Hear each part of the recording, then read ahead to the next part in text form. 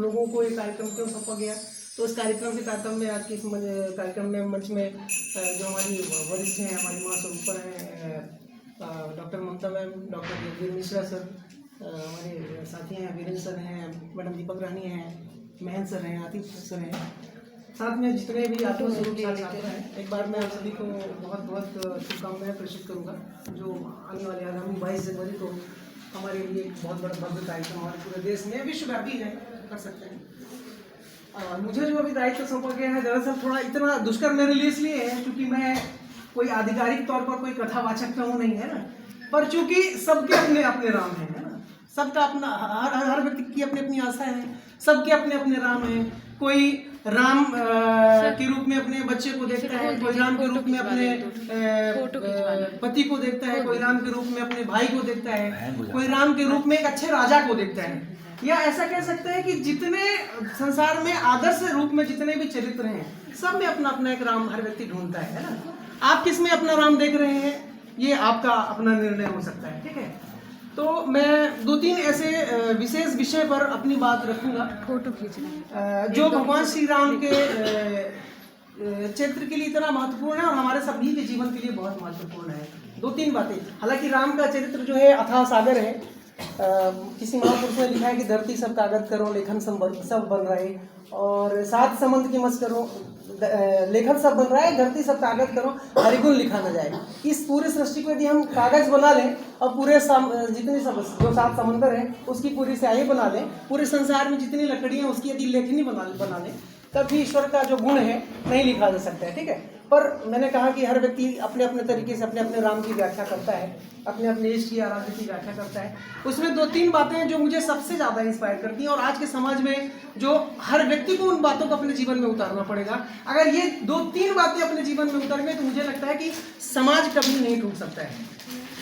राम से बड़ा समाजवादी भूतो न भविष्यति, कभी कोई पैदा हो ही नहीं सकता है। राम से बड़ा समाजवादी, अगर हम एक अच्छे समाजवाद की बात करते हैं, एक अच्छे समाजवाद की परिकल्पना करते हैं, आदर्श राम राज की परिकल्पना करते हैं, तो राम से जीवन में सीख लेने की आवश्यकता है। सबसे पहला उदाहरण मैं आप लोगों के समक्ष रखूंगा। बाल रूप में अपने बहुत सारे जो भी हमारे कथावाचक हैं आधिकारिक तौर पर जो अपनी बात रखते हैं, तो यदि हम थोड़ा सा ऊपर जाते हैं, उनके युवा अवस्था पे जाते हैं, और आपके सामने अगर कोई ऐसी स्थिति आ जाए कि एक दिन में आपको अपने पिता की संपूर्ण जिम्मेदारी आपको मिलनी है, अब पिताजी ने कह दिया कि बेटा कल के लिए तैयार रहो और तुम्हें इस पूरे संसार का राजा बनना है। अब इस दायित्व से मैं मुक्त होना चाहता हूँ। जो हमारी भारतीय व्यवस्था है, वर्णाश्रम व्यवस्था है, उस व्यवस्था के तहत अब मैं इस लायक नहीं बचा हूँ कि मैं राजपाट संभाल सकूँ। अब मैं बूढ़ा हो गया हूँ, अब मैं संन्यास आश्रम की ओर जाऊँगा। तो ये मेरा दायित्व बनता है। और ये कब हुआ, वो आप चौपाई या दोहे कभी आप सुनेंगे तो बताएंगे कि वो आईना देखते समय उनको अपने कान के नीचे के बाल सफेद दिख जाता है, तो लगता है कि अब मुझे जो है राजपाट छोड़ने का समय मेरे आगे। ये नैतिकता होती थी। आज देखिए मनुष्य को मोह माया इस कदर है कि मतलब पैर जो है कब्र पर है, पर लगता है कि अभी भी इस पूरा संसार मेरा है। ये हमको रामचरितमानस सिखाता है कि केवल कान के नीचे के एक बाल सफेद दिख गया तो उनको लग गया कि अब मुझे राजपाट सौंप देना चाहिए, पहचान मिल गई। और अब मेरे बेटे भी क्या हो गए हैं, सक्षम हो गए हैं। तो नियमतः जो बड़ा बेटा है उसी को राजा का उत्तराधिकारी होना होता है। तो राम को अगले दिवस मतलब अपने गुरु के परामर्श से, जो उनके गुरु थे उनके परामर्श से अगले दिवस क्या बनना था, इस संसार का राजा बनना था।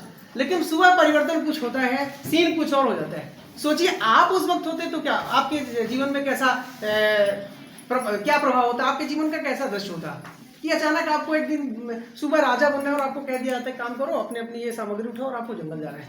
मैं यकीन से कहता हूं कि आप अपने माता पिता से लड़ पड़ते हैं, झगड़े हुए हैं राजपाट के लिए।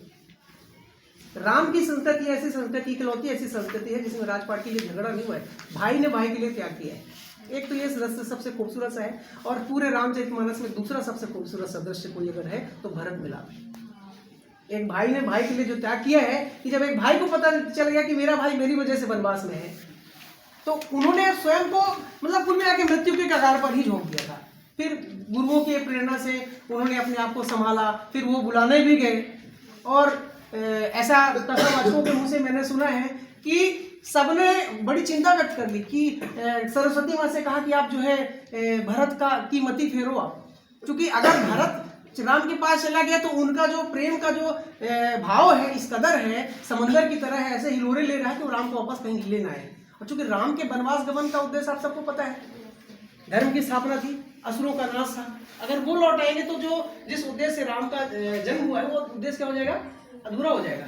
तो सबने कहा माँ सरस्वती से कि आप इनके कंठ पर विराजमान हो जाओ और इनकी मति को भ्रमित कर दो।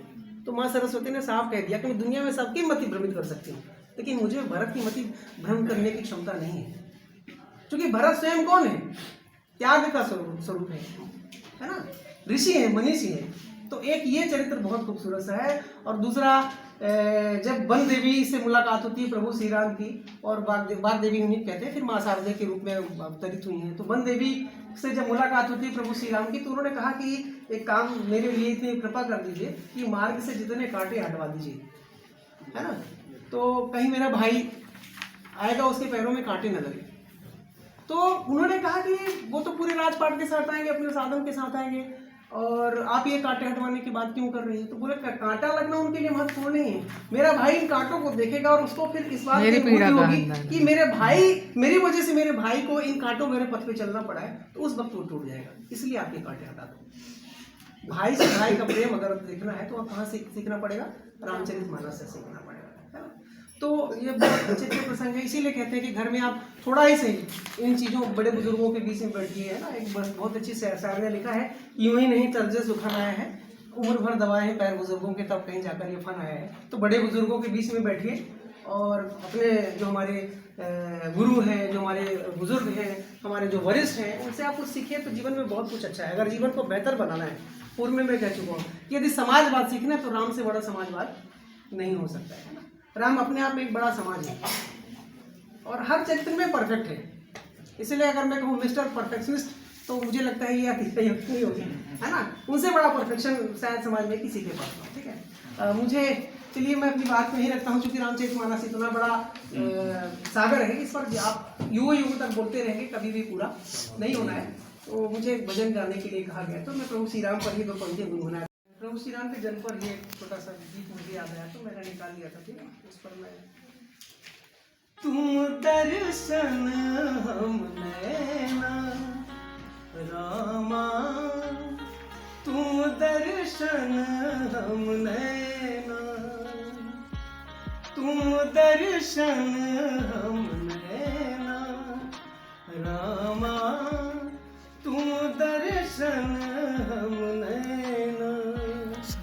कौशल्या के कोख से तुमने जन्म लिया है ऐसे, सुख समृद्धि की गंगा गोमुख से जन्मे जैसे, सरजू के तट झूम के गाए पल पल आज बधाई, जुग जुग अखियां तरसी है तब घड़ी ये पावन आई, मिल गया मन को चैना रामा, तुम दर्शन हम नैना, तुम दर्शन हम नैना रामा, तुम दर्शन हम नैना।